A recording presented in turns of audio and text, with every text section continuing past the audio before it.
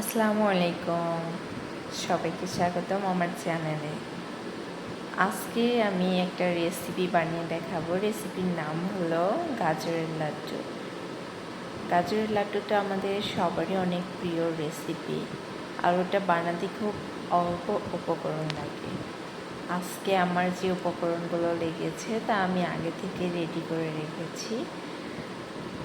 প্রথমে একটা প্যানে 1 চামচ ঘি দিয়ে গাজর কুচিগুলো ভালো করে ভেজে নিয়ে 1 কাপ পরিমাণ দুধ দিয়ে লাড়াচাড়া করে নিতে হবে দুধ শুকানোর আগ পর্যন্ত।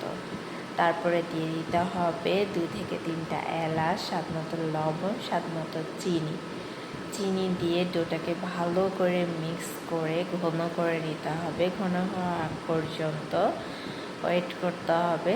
তারপরে দিয়ে দিতে হবে 1 চামচ পরিমাণ গুঁড়া দুধ দেওয়ার পরে ডোটা ঘন হয়ে আসবে। একটা পাত্রে ঢেলে ডোটাকে ঠান্ডা করে লাড্ডু শেপে বানিয়ে নিতে হবে গাজরের লাড্ডু। সবাইকে ফুল ভিডিও দেখার জন্য ধন্যবাদ।